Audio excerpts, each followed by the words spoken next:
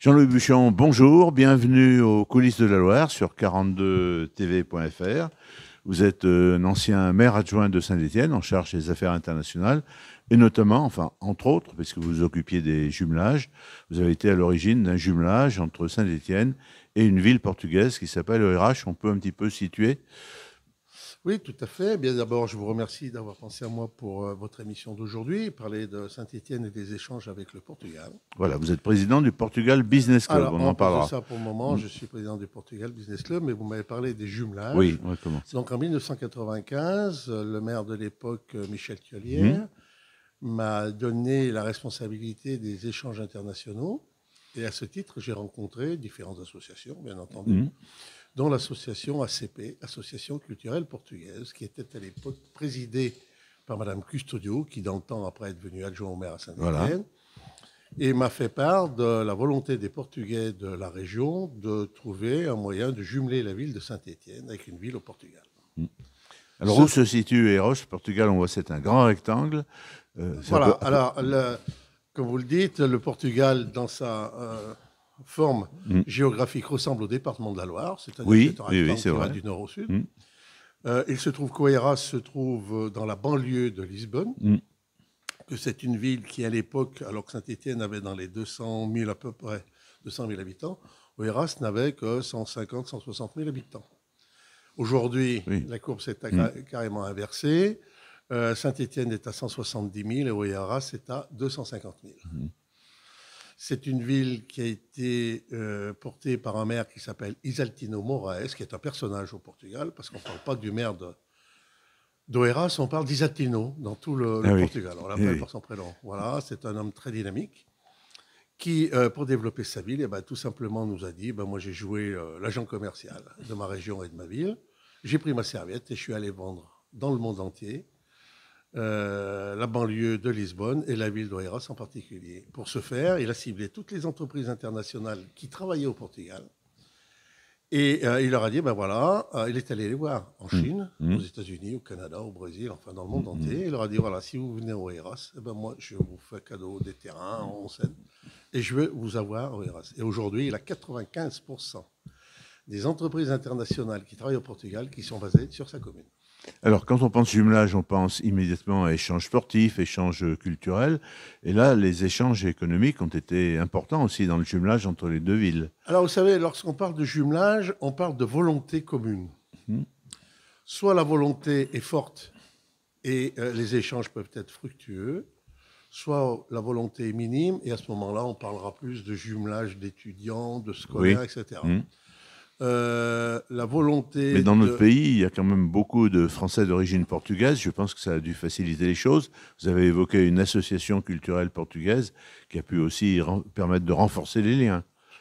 Tout à fait, sachant que l'association culturelle portugaise, qui était présidée par Mme Custodio, qui est présidée maintenant par Emmanuel Mendes, est une très vieille association qui est très dynamique, qui recouvre un grand nombre d'adhérents, mais ça, je laisserai le soin, si un jour vous l'invitez, à Emmanuel Mendes, de vous en parler. Néanmoins, il nous a grandement aidé, Emmanuel nous a grandement aidé à développer, avec Mme Custodio, Christian Liborio également, qui est le vice-président de l'association Portugal Business Club, nous ont aidé à rentrer en contact avec beaucoup de personnalités, de nombreuses personnalités. Alors, on va justement parler du Portugal Business Club. Il n'en existe pas seulement à Saint-Étienne. Vous avez notamment une association importante à Lyon qui était présidée, peut-être n'est-ce plus le cas, par un caviste qui est bien implanté sur la cité. Alors, le Portugal Business Club, c'est une association qui existe dans différentes villes de France. Contrairement à ce que son nom l'indique, le Portugal Business Club ne fait pas de business. Il n'est pas en charge de faire des affaires. Mais met en contact des... C'est une association de mise en réseau des entreprises. Et une fois que les entreprises sont rentrées en contact, après elles se débrouillent entre elles pour faire leur business. Il y a un Portugal Business Club à Paris. Il y a un Portugal Business Club très actif à Lyon. Nous en dépendions jusqu'en 2009. D'accord. Et en 2009, nous avons pris notre indépendance.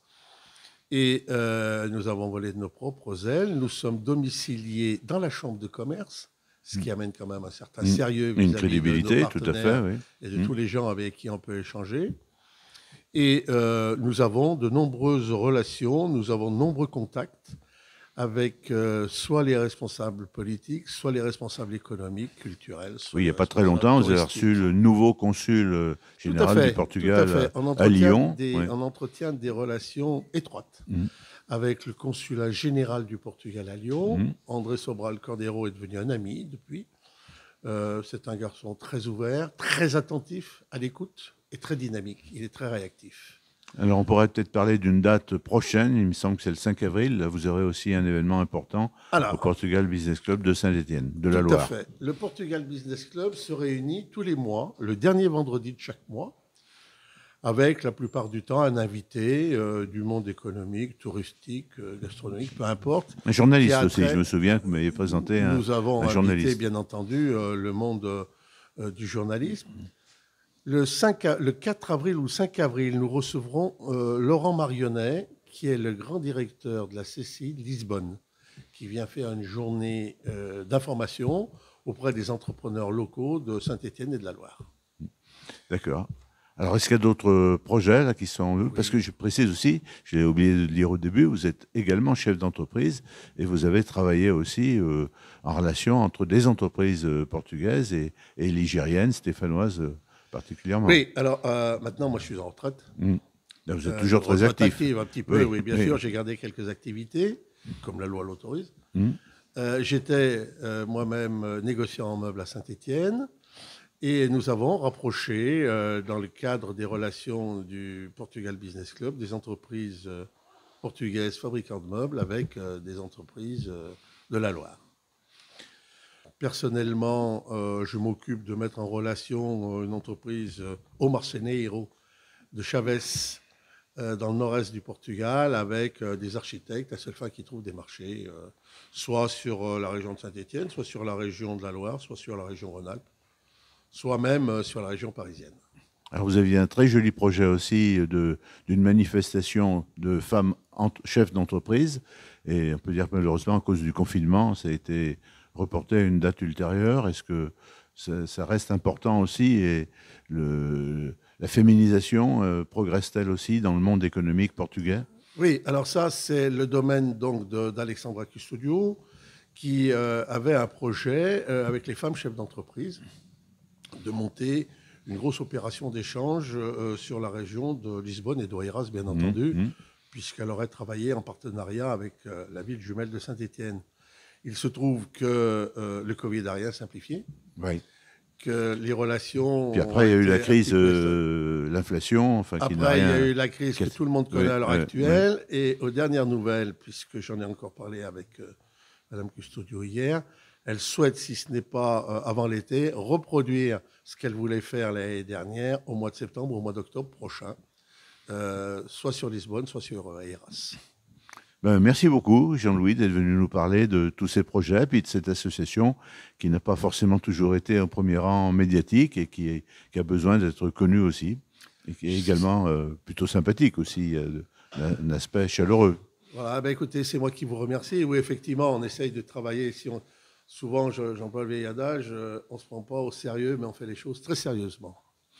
Merci beaucoup. Je vous remercie.